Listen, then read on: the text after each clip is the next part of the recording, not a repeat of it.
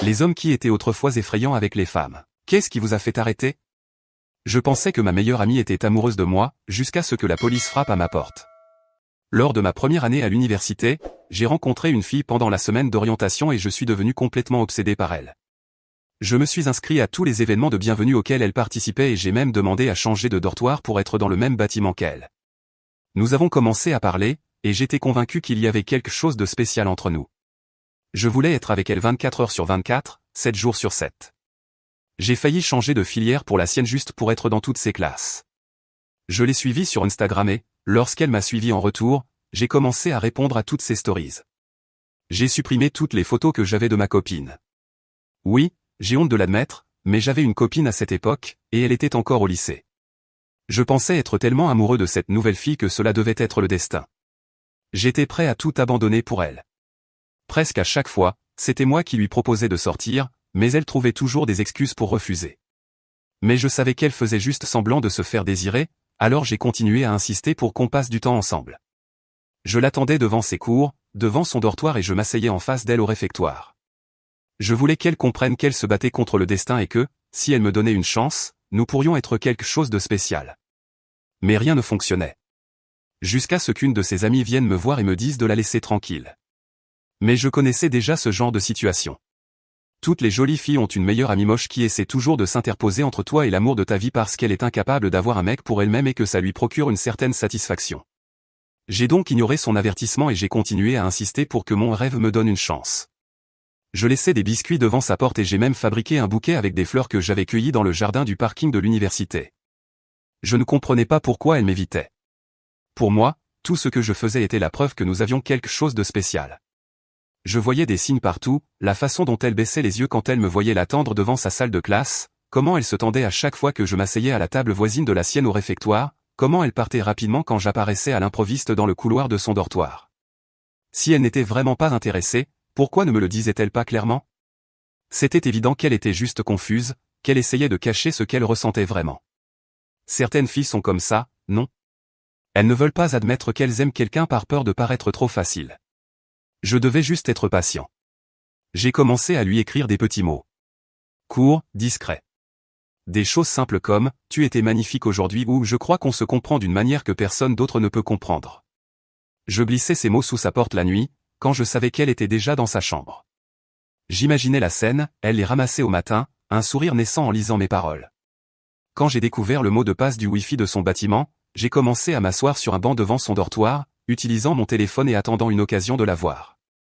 Je voulais qu'elle remarque que j'étais toujours là, que je lui étais dévoué. Un jour, je l'ai suivie jusqu'à un café. Je me suis assis quelques tables derrière elle et j'ai observé. Elle semblait nerveuse, jouant avec son téléphone et regardant autour d'elle. Puis une de ses amies est arrivée. J'ai failli éclater de rire. C'était sûrement cette amie jalouse qui avait essayé de me séparer d'elle.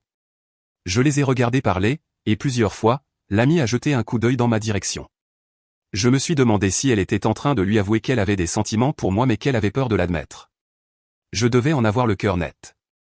Alors, plus tard dans la soirée, quand elle est sortie de son dortoir, je l'ai suivie. De loin, bien sûr.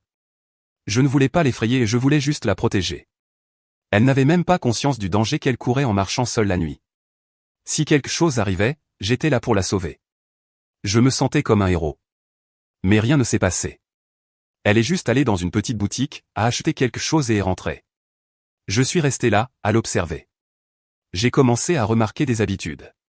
Quand elle étudiait au réfectoire, elle choisissait toujours la même table près de la fenêtre. Alors, je me rendais là avant elle et je m'asseyais à la table voisine, espérant que cela l'inciterait à venir me parler. Quand elle allait à la bibliothèque, je m'asseyais près d'elle et je faisais semblant de lire. Parfois, je prenais même les mêmes livres qu'elle, juste pour essayer de mieux comprendre son esprit. Je voulais être l'homme parfait pour elle. Et puis, j'ai fait quelque chose qui, à l'époque, me paraissait parfaitement logique. Quand j'ai découvert dans quelle laverie elle lavait son linge, j'ai commencé à y aller aussi. Un jour, je l'ai vue partir après avoir lancé une machine. J'ai attendu qu'elle soit partie, puis je suis allé voir. J'ai pris un de ses vêtements et je l'ai gardé. Juste un sweat, rien de plus. Mais je voulais quelque chose qui portait son odeur. Je l'ai ramené chez moi et j'ai dormi avec. C'est à ce moment-là que j'ai compris que j'avais besoin de plus. J'avais besoin qu'elle admette ce qu'elle ressentait pour moi. Cela n'avait aucun sens qu'elle continue à fuir, à trouver des excuses, à ignorer tous mes efforts. J'étais là, toujours présent, toujours en train de lui montrer combien je tenais à elle. Elle devait simplement arrêter de lutter contre l'inévitable. Alors, j'ai commencé à aller encore plus loin. J'ai mémorisé son emploi du temps. Je savais exactement quand elle sortait de son dortoir, quand elle déjeunait, quand elle revenait de la bibliothèque. J'ai commencé à anticiper ses mouvements, à être présent avant même qu'elle arrive. Peu importe où elle allait, d'une manière ou d'une autre, j'arrivais toujours à être près d'elle. Une nuit, je suis resté dehors, près de son dortoir, plus longtemps que d'habitude, observant la lumière de sa fenêtre. Je pouvais voir son ombre bouger à l'intérieur. Je me demandais ce qu'elle faisait. Pensait-elle à moi? Lisait-elle les billets que je lui laissais? Était-elle en train de comprendre que le destin nous réunissait? Le lendemain, j'ai décidé d'être plus direct. J'ai profité d'un moment où elle était seule après un cours pour m'approcher.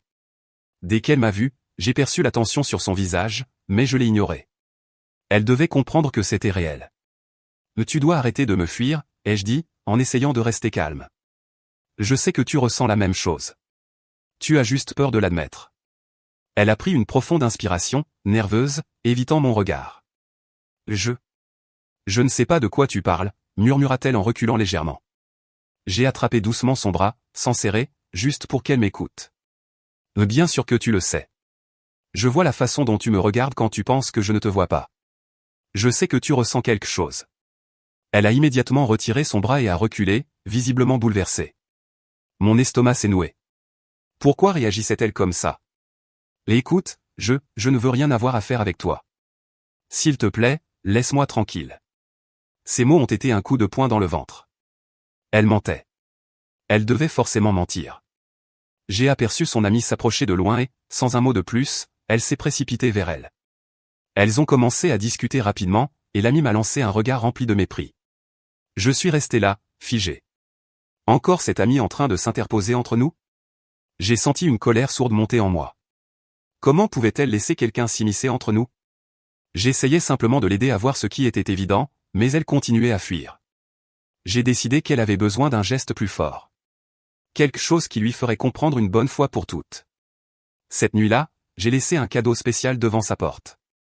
Une petite boîte soigneusement emballée, avec un billet écrit à la main, « Tu peux continuer à nier, mais je connais la vérité. Tu m'appartiens. » À l'intérieur, j'ai placé le sweat que j'avais pris dans sa laverie. Le lendemain matin, en me réveillant, j'ai senti que quelque chose clochait. Mon téléphone était rempli de messages de camarades me demandant si tout allait bien, si quelque chose s'était passé. Avant même que je puisse comprendre, j'ai reçu une notification, l'administration de l'université voulait me voir immédiatement. Toujours confus, je suis allé au bureau administratif. Lorsque je suis entré dans la salle, le coordinateur avait un air grave. Assise à ses côtés, il y avait elle et son amie. Ma fille de rêve ne me regardait même pas. Son amie, en revanche, me fixait avec un dégoût évident. « Sais-tu pourquoi tu es ici ?» demanda le coordinateur. Je secouai la tête, toujours dans l'incompréhension. Aucune idée. Il poussa un document devant moi. C'était une plainte officielle. Harcèlement. Comportement envahissant. Trac. Ma tête s'est mise à tourner. Ça doit être une erreur, murmurai-je en la regardant. Tu sais que je ne te ferai jamais de mal. Elle ne répondit rien. Elle garda simplement les yeux baissés, ses mains tremblant légèrement sur ses genoux. Son amie, en revanche, s'avança sur la table, furieuse. Est-ce que tu as la moindre idée de combien tu as été effrayant? Siffla-t-elle. Laisse-la tranquille. Je laissai échapper un rire nerveux. Elle ne veut pas que je la laisse tranquille. Elle a juste peur d'admettre ce qu'elle ressent. Le coordinateur frappa la table du plat de la main.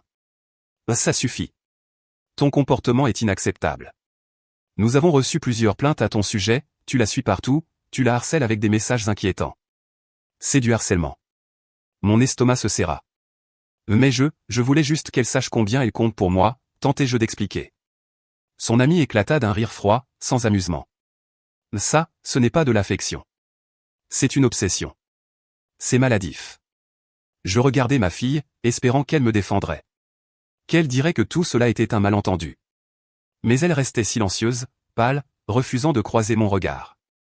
J'avais envie de hurler. Pourquoi faisait-elle ça? J'avais tout fait pour elle. J'ouvris la bouche pour répondre, mais le coordinateur avait déjà pris sa décision. Nous allons contacter tes parents et évaluer des mesures disciplinaires. Si ce comportement continue, nous serons contraints d'impliquer la sécurité du campus. La sécurité. Il me traitait comme un criminel. Je n'arrivais pas à y croire. J'ai été forcé de quitter la pièce, l'esprit en ébullition. Comment en étions-nous arrivés là? Comment cela avait-il pu dégénérer ainsi? Elle n'a rien dit. Elle ne m'a pas défendu. Après tout ce que j'avais fait pour elle, elle avait choisi de se retourner contre moi. Elle devait comprendre qu'elle faisait une erreur. Tout ça n'était pas terminé. Des semaines s'étaient écoulées depuis cette réunion humiliante avec l'administration de l'université. J'étais encore enragé. Après tout ce que j'avais fait pour elle, après toutes les chances que je lui avais données d'admettre ce qu'elle ressentait vraiment, elle continuait à s'accrocher à ce mensonge. Elle avait choisi de s'allier à cette amie répugnante, de me faire passer pour un prédateur, et maintenant, tout le monde me traitait comme si j'étais dangereux. Mais au fond, je savais qu'elle pensait encore à moi. Elle devait le faire. J'ai commencé à éviter les endroits où nous nous croisions autrefois, juste pour voir si elle viendrait me chercher. Mais rien. Aucun message, aucun regard furtif en ma direction. Elle essayait de se convaincre qu'elle pouvait vivre sans moi. Puis, un jour, c'est arrivé. Je l'ai vue. Elle était assise sur un banc du campus, riant. Mais elle n'était pas seule. Il était là. Un type que je n'avais jamais vu auparavant. Grand, avec ses cheveux en bataille étudiés, portant des vêtements qui donnaient ce style décontracté cool. Il était assis bien trop près d'elle, riant à ce qu'elle disait. Elle avait l'air si à l'aise, si détendue. Mon sang s'est mis à bouillir. Qui diable était ce type? Qui lui avait donné le droit d'être assis à côté d'elle, comme si c'était sa place? Ma tête s'est mise à tourner. Elle faisait ça exprès. C'était la seule explication. Elle voulait me blesser. Elle voulait me faire souffrir. Elle voulait que je réagisse. Une rage brûlante s'est allumée en moi, incontrôlable. Mes poings se sont serrés. Mes jambes ont bougé avant que je ne puisse réfléchir, me rapprochant d'eux. À chaque pas, la scène devant moi devenait insupportable. Elle a posé sa main sur son bras. Elle a encore ri. Quelque chose en moi s'est brisé. Alors c'est comme ça, ma voix est sortie plus forte que prévu, les forçant tous les deux à tourner la tête vers moi. Elle s'est figée. J'ai vu la panique dans ses yeux, et pendant une fraction de seconde, cela m'a procuré un plaisir malade. Elle se souciait toujours de moi. Le type, en revanche, a froncé les sourcils, confus. « T'as un problème, mec ?» a-t-il demandé avec une arrogance nonchalante. J'ai ri, un rire sec et amer. « Tu n'as aucune idée de ce dans quoi tu es en train de te fourrer. » Elle s'est immédiatement levée, se mettant entre nous. « Tu dois partir » sa voix tremblait, mais elle était ferme. Cela ne faisait qu'attiser ma colère. « Tu veux que je parte ?» J'ai fait un pas en avant, la regardant droit dans les yeux. « Après tout ce qu'on a traversé ? Après tout ce que j'ai fait pour toi ?» Elle a pris une profonde inspiration, et un instant, j'ai cru qu'elle allait pleurer. « Je n'ai jamais rien voulu avec toi. » Sa voix était froide, tranchante. Une douleur aiguë a traversé ma poitrine. « Tu mens. Tu dis ça parce qu'il est là. » Son soi-disant petit ami lui a attrapé la main, essayant de la tirer doucement loin de moi. « Mec, casse-toi avant que je te fasse partir moi-même. » Je l'ai regardé avec un mépris absolu. « Tu n'es rien pour elle.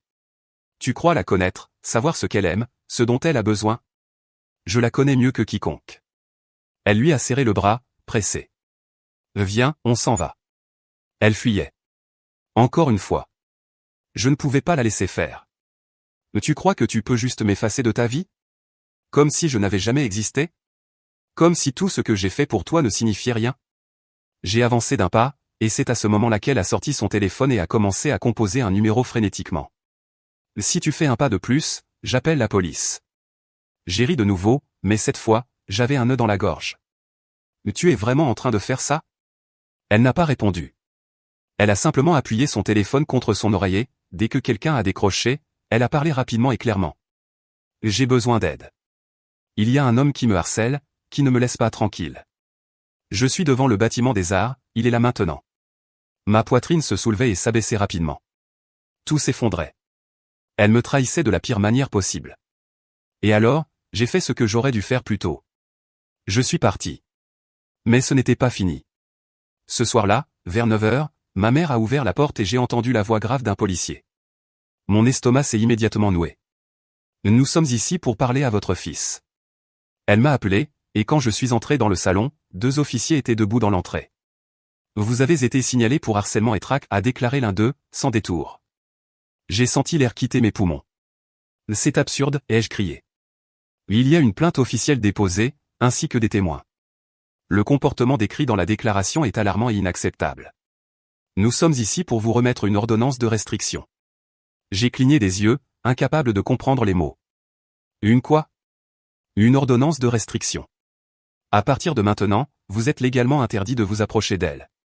Vous devez rester à au moins 300 mètres d'elle à tout moment. Vous ne pouvez pas lui envoyer de message, ni l'appeler, ni essayer d'entrer en contact avec elle de quelque manière que ce soit. Ma mère a couvert sa bouche avec ses mains, horrifiée. Cela doit être une erreur, a-t-elle murmuré, me regardant avec des yeux terrifiés. Ce n'est pas une erreur, madame.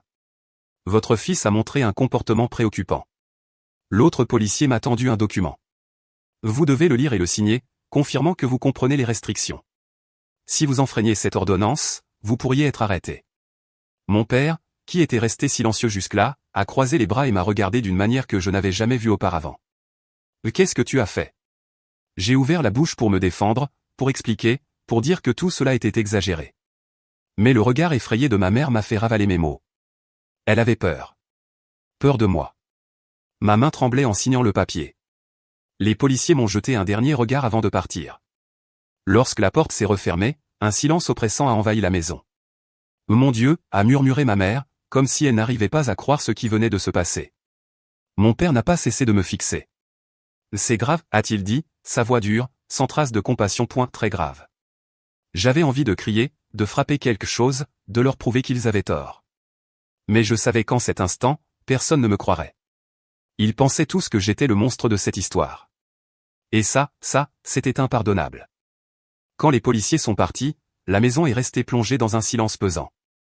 Ma mère était toujours assise sur le canapé, la main tremblante devant sa bouche, comme si elle essayait de retenir ses larmes.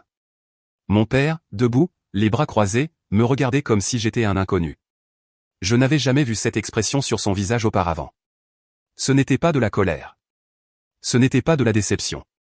C'était de la peur. Assieds-toi, dit-il d'une voix ferme mais posée. J'ai obéi. Mes jambes étaient lourdes, comme si elles pesaient une tonne. Le poids de la soirée m'écrasait encore. L'ordonnance de restriction, les regards des policiers, la façon dont ma mère tremblait. Je n'arrivais pas à croire que les choses étaient allées aussi loin. Ma mère prit une profonde inspiration, essayant de se calmer. Mon fils, sa voix se brisa un instant, qu'est-ce qui t'est arrivé?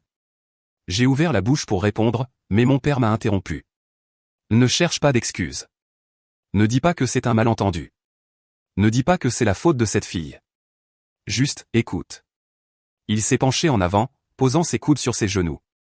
On ne t'a jamais appris à agir comme ça. On ne t'a jamais appris que l'amour se force, qu'il s'arrache par l'insistance. Ce que tu as fait, c'était mal. Un nœud s'est formé dans mon estomac. Je voulais juste lui prouver que j'étais le bon. Mon père secoua la tête, frustré. Et si elle ne voulait pas que tu sois le bon? J'ai baissé les yeux. Elle le voulait. Elle ne le savait juste pas encore. Non, répondit-il immédiatement, d'une voix ferme. Elle le savait. C'est toi qui as refusé de l'accepter. Ma mère reprit enfin la parole, d'une voix douce mais tremblante. Tu crois vraiment que c'est normal, ce que tu as fait? La suivre partout, l'attendre devant chez elle, lui laisser des cadeaux qu'elle n'a jamais demandés? Ce n'est pas de la romance, c'est... Elle s'arrêta, comme si elle avait peur de prononcer le mot. Mais je l'avais compris. C'est quoi? Être un monstre? Mon père soupira en passant une main sur son visage. On ne dit pas que tu es un monstre. Mais tu te comportais comme un. Mon estomac se retourna. Je voulais nier. Je voulais dire qu'ils exagéraient, que j'avais juste agi comme n'importe quel garçon amoureux. Mais pour la première fois, je voyais la peur dans les yeux de ma mère, la fermeté dans la voix de mon père. Et je savais qu'ils avaient raison. J'avais dépassé les limites. Je n'étais pas un criminel, un tueur ou un malade mental, mais j'avais franchi une ligne que je n'aurais jamais dû franchir. Et maintenant, c'était trop tard. Ma mère essuya ses yeux et soupira. On ne peut pas rester ici. J'ai relevé la tête. Quoi? Tu as une ordonnance de restriction. Si tu es vu près d'elle, tu peux être arrêté. Et si ça arrive, il n'y aura plus de retour en arrière. Mon père hocha la tête. On va déménager. Demain, on commence à préparer nos affaires. J'ai ouvert grand les yeux, sous le choc. C'est ridicule. Vous ne pouvez pas juste me forcer à tout laisser derrière moi.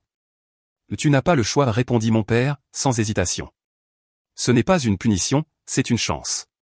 Une chance pour toi de changer, de grandir. Parce que si tu continues comme ça, un jour, tu dépasseras une limite qu'on ne pourra plus rattraper. J'avais envie de crier, de me battre, de leur dire que c'était injuste. Mais je savais que c'était inutile. La seule chose que je pouvais faire, c'était partir. Les premiers mois dans la nouvelle ville furent un enfer. Je me sentais comme un exilé, un fugitif. Je détestais tout. La nouvelle école, les nouvelles personnes, la manière dont mes parents me traitaient avec prudence, comme si j'étais une bombe prête à exploser. J'évitais tout contact, je passais la plupart de mon temps enfermé dans ma chambre. Mais avec le temps, quelque chose d'étrange a commencé à se produire. J'ai commencé à voir le monde autrement. Sans elle. Sans l'obsession. Sans l'idée que je devais être le mec parfait pour quelqu'un.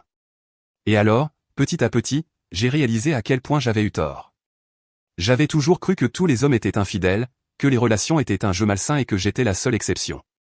Je pensais que les femmes étaient entourées d'idiots, de mecs qui les faisaient souffrir, et que moi, j'étais le seul qui en valait la peine.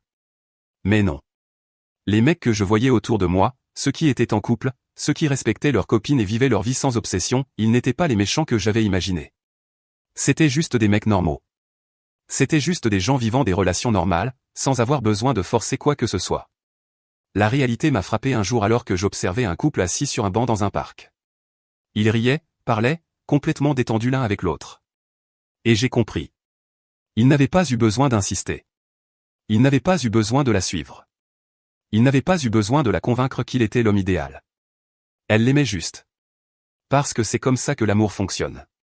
Et à ce moment-là, tout s'est éclairé. Je n'avais jamais été amoureux de cette fille. J'étais amoureux de l'idée d'être le seul mec bien. Je vivais dans une illusion où j'étais le héros, l'élu, celui que toutes les femmes devraient vouloir, et si l'une d'elles ne me voulait pas, c'était juste parce qu'elle était confuse. Mais ce n'était pas de l'amour. C'était de l'ego. C'était de l'obsession. C'était effrayant. Il m'a fallu des années pour l'admettre. Des années pour comprendre à quel point j'avais été dans l'erreur. Mais quand j'ai enfin accepté la vérité, quelque chose en moi a changé pour toujours. Je ne voulais plus jamais être ce mec-là. Je ne voulais plus jamais être un monstre. Avec le temps, en mûrissant et en voyant le monde sans le filtre de l'obsession, des souvenirs ont commencé à refaire surface. Des souvenirs qui, à l'époque, me semblaient normaux, presque romantiques, mais qui maintenant me remplissent d'une honte insupportable. J'ai réalisé que cette fille de l'université n'avait pas été la première.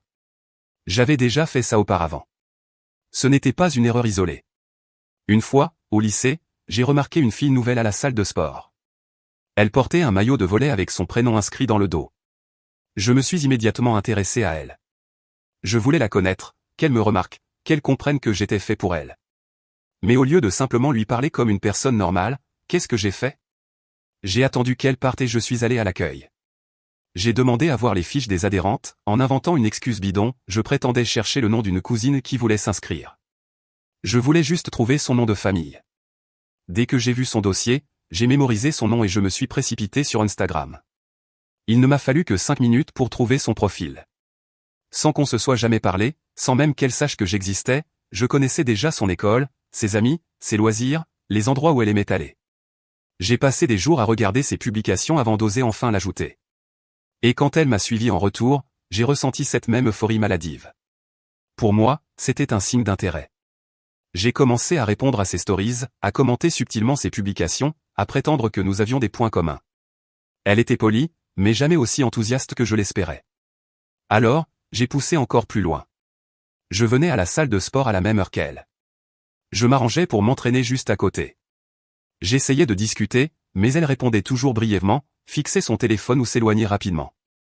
Dans ma tête, c'était parce qu'elle était timide. Parce qu'elle ne savait pas comment réagir face à l'attention d'un gars bien. Aujourd'hui, je sais qu'elle était mal à l'aise. Qu'elle voulait juste faire son sport en paix. Qu'elle devait ressentir des frissons d'angoisse en voyant mon nom apparaître dans ses notifications. Je ne l'ai jamais oublié. Je n'ai jamais oublié le jour où elle m'a supprimé de ses abonnés. À l'époque, j'étais furieux. Je trouvais ça injuste, elle ne m'avait même pas donné une chance. Mais maintenant, je comprends. Elle voulait juste que je disparaisse de sa vie. Et d'autres souvenirs ont refait surface. Je me suis rappelé cette fille de mon lycée, celle qui riait à mes blagues, qui était toujours gentille. J'étais persuadé qu'elle m'aimait bien. Mais je n'ai jamais eu le courage de lui avouer mes sentiments. Alors, au lieu de ça, j'ai commencé à la suivre dans les couloirs, à m'asseoir près d'elle à la cantine, à être toujours par hasard là où elle était. J'attendais qu'elle réalise qu'on était fait l'un pour l'autre. Ça n'est jamais arrivé. Elle a commencé à m'éviter. Elle a cessé de rire à mes blagues. Elle a changé de place en classe pour être plus loin de moi. Et quand elle a trouvé un copain, j'ai ressenti ça comme une trahison. J'étais convaincu qu'elle faisait une erreur, qu'elle avait choisi un mec qui ne la méritait pas. Alors, j'ai fait ce que je savais faire, rester dans son ombre. J'apparaissais là où ils allaient, toujours à distance, toujours à observer.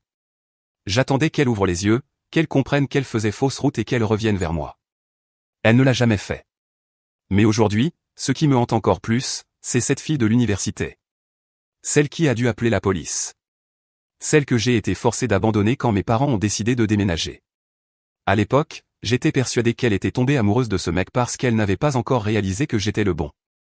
Mais maintenant, je me demande si elle n'a jamais voulu être avec lui.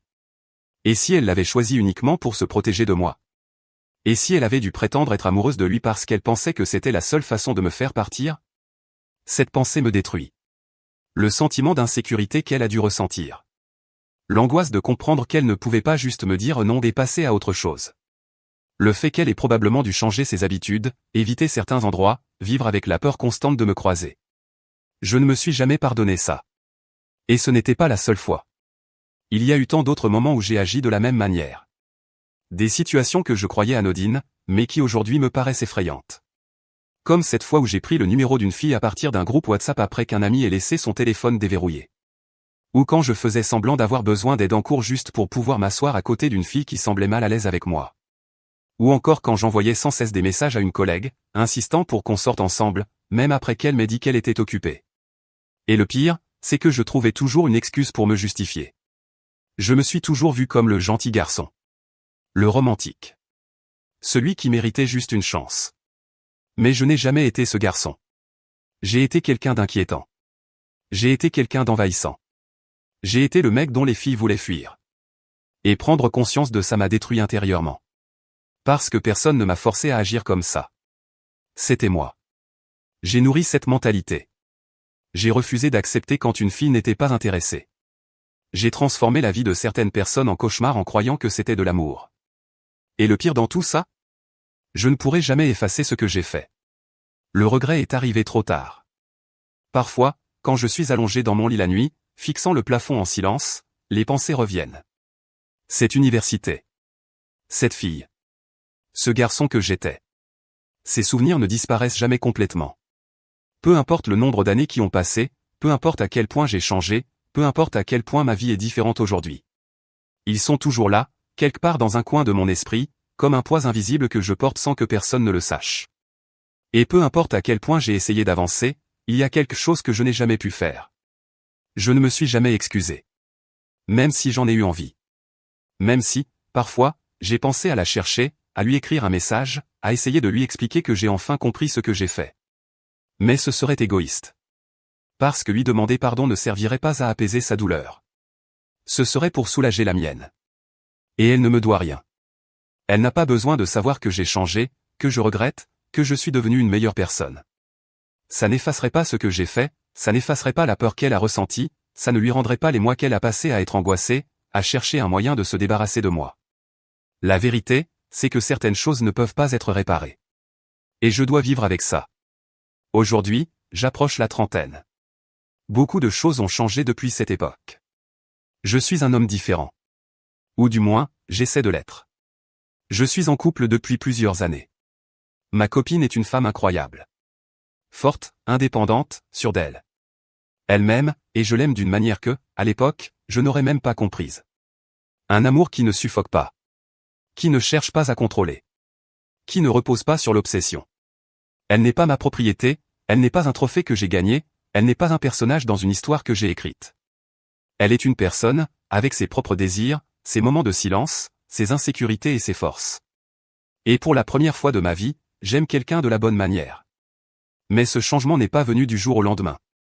Il n'a été possible que parce qu'à un moment donné, la vie m'a forcé à affronter ce que j'avais été. Quand j'ai quitté la maison de mes parents, quand j'ai dû me débrouiller seul, quand j'ai appris ce que cela signifiait vraiment d'être un homme, c'est là que tout a commencé à changer. J'ai compris que personne ne me devait rien. Que je n'étais pas le centre du monde. Que je n'étais pas spécial simplement parce que j'étais un gentil garçon. La vie m'a donné des leçons difficiles. Travailler, payer des factures, gérer des responsabilités, tout cela m'a sorti du délire dans lequel je vivais. Avant, je pensais que je méritais l'amour. Plus tard, j'ai appris que l'amour n'est pas quelque chose qu'on mérite. C'est quelque chose qu'on construit. Ce n'est pas quelque chose qu'on exige. C'est quelque chose qu'on donne. La maturité m'a appris que ce que je faisais n'était pas de l'amour, c'était de la possession. C'était une tentative désespérée de donner un sens à mon existence à travers une autre personne, de me sentir spécial parce que quelqu'un m'avait choisi. Aujourd'hui, je suis heureux. Ma vie ne tourne plus autour de quelqu'un d'autre. Je ne vis plus dans l'obsession. J'ai une femme à mes côtés parce qu'elle choisit d'être là. Pas parce que je l'ai convaincue, pas parce que je l'ai forcée, pas parce que je lui ai fait sentir qu'elle me devait quelque chose. Et ça fait toute la différence. Mais malgré tout, malgré les années, ces pensées reviennent parfois. Ces souvenirs continuent de me hanter. Il n'y a pas de jour précis, pas de déclencheur particulier. Ça arrive, c'est tout. Parfois, c'est en regardant un film, quand une scène montre une femme mal à l'aise face à un homme insistant. Parfois, c'est quand ma copine me raconte l'histoire d'une amie qui a eu un mec qui ne comprenait pas le nom. Parfois, c'est juste un jour ordinaire, où mon esprit décide de revisiter le passé. Et alors, je pense à elle. Je pense à ce que ça a dû être pour elle. La peur. L'angoisse. La frustration de vouloir vivre sa vie alors qu'un homme qu'elle n'aimait pas la traquait, persuadé qu'il savait mieux qu'elle ce qui était bon pour elle. Combien de fois a-t-elle changé d'itinéraire pour ne pas me croiser? Combien de nuits s'est-elle endormie inquiète, regardant sa porte, se demandant si j'allais encore lui laisser un message? Combien de conversations a-t-elle eu avec ses amis pour trouver un moyen de me fuir? Je me demande si elle se souvient encore de moi. Si je ne suis qu'une ombre de son passé, un détail oublié d'une période difficile. Ou si, parfois, elle y repense encore.